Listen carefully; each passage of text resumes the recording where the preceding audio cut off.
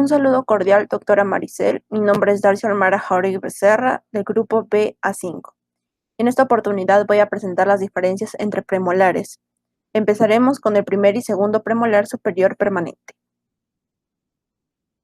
El primer premolar superior permanente erupciona de 10 a 11 años con una longitud en la corona de 8,5 milímetros y una raíz de 14 milímetros aproximadamente, dando un total de 22,5 milímetros.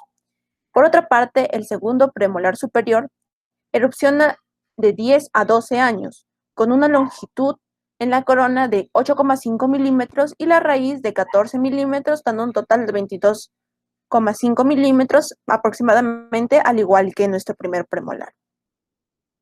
La forma geométrica de la cara oclusal del primer premolar es, los dos son algo pentagonales, pero la mayor convergencia de los lados proximales en el premolar se da en el primer premolar. Además de que tiene una mayor desviación notable de la cúspide palatina hacia mesial, como podemos observar. En cambio, aquí incluso se puede decir que de mesial a distal es un poco más ancha. Por otra parte, la diferencia entre los diámetros del vestíbulo palatino en ambos predomina marcadamente el diámetro vestíbulo palatino que el mesiodistal.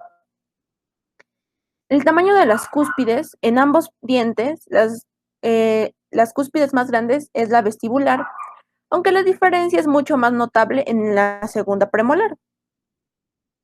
La característica del surco principal en el primer premolar podemos observar que es más largo por la diferencia de tamaño de las cúspides, que se encuentra desplazado hacia palatino, ¿no? Los rebordes marginales en el primer premolar, aunque convergen las características de todos los dientes, mesial más angosto y largo y distal más corto y ancho, como ocurre en otras piezas, ¿no? En el primer premolar, el reborde mesial es frecuentemente cabalgado por el microsurco, ¿no? Podemos observar aquí, a diferencia del segundo premolar. Las caras vestibulares de ambos dientes premolares son irregulares con una forma pentagonal, parecido al canino, pero presentan menos diferencias en las vertientes del lado oclusal, lo que hace que el vértice del mismo quede equidistante de mesial y distal, como podemos observar. Las caras palatinas de ambos dientes son similares, o podemos observar que en el primer premolar la proyección de la cúspide es hacia vestibular, ¿no? Al igual que en el segundo premolar. También podemos decir que la forma geométrica de las caras proximales es de forma trapezoidal en ambos. En el segundo premolar, el lado oclusal se presenta mucho más horizontal, debido a la similitud en el tamaño cuspidio.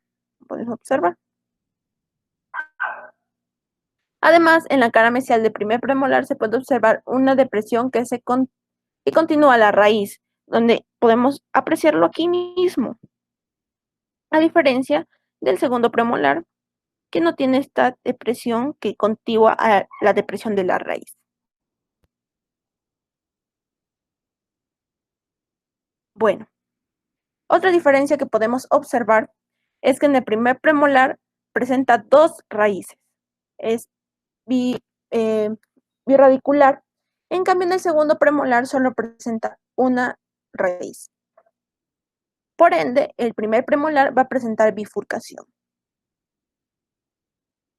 En el primer premolar, en la cámara pulpar, podemos observar que la cámara pulpar en la sección transversal de la vista oclusal es mucho más amplia en el sentido vestíbulo palatino que en el segundo premolar superior.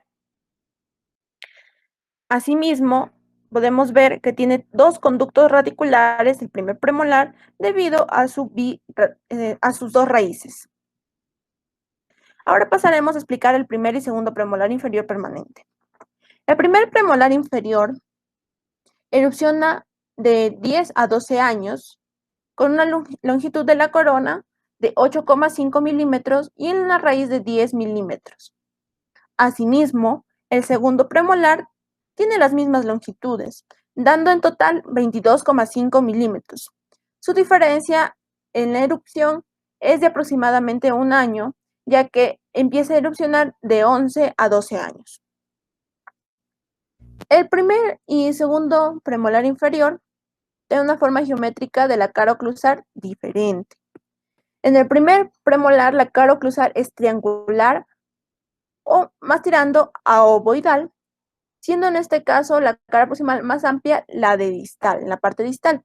En cambio, en el segundo premolar, como podemos observar, es mucho más cuadrangular o pentagonal, dependiendo de la cantidad de cúspides linguales. Los diámetros mesio-distal y vestíbulo-lingual, en ambos predomina el diámetro vestíbulo-lingual, podemos observar. Pero la diferencia entre ambos diámetros es tan poca que aparentemente son iguales.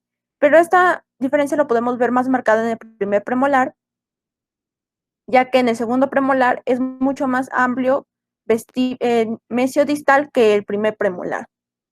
Por otra parte, la diferencia del volumen de las cúspides, es grande, ¿no?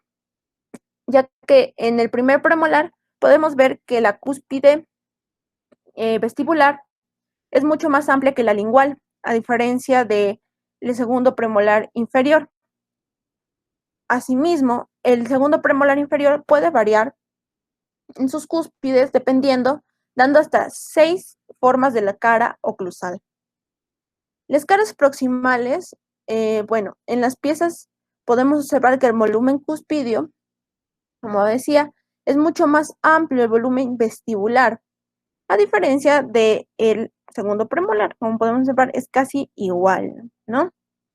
Es de 0 a 0,5 milímetros aproximadamente de altura, que eso lleva eso, ¿no? Por otra parte, la forma geométrica de las caras proximales, en ambos es trapezoidal, notándose sobre todo la diferencia de inclinación en el lado oclusal del primer premolar. En las piezas observamos también el eje corono-radicular, esto de aquí, donde en ambos el eje corono se encuentra volcándose hacia el lingual, lo que hace que la proyección del eje radicular se proyecte hacia la cúspide vestibular, ¿no? Asimismo, las aristas armadas son mucho más inclinadas en el primer premolar debido también a su cúspide vestibular más alta, formando entre sí un ángulo más recto que el segundo, ¿no? Y finalmente podemos decir que la forma geométrica de la cara vestibular de ambos es irregularmente pentagonal. Los dos vertientes de la línea oclusal parecidas a las del canino, pero menos oblicuas, y el vértice en el centro no es tan desplazado, ¿no? El primer premolar y el segundo premolar inferior, respecto a su cámara pulpar, podemos observar que la cámara pulpar del primer premolar inferior es un poco más angosta que la del segundo,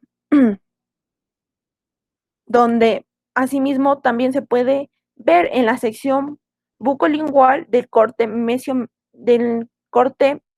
medio mesial, ¿no?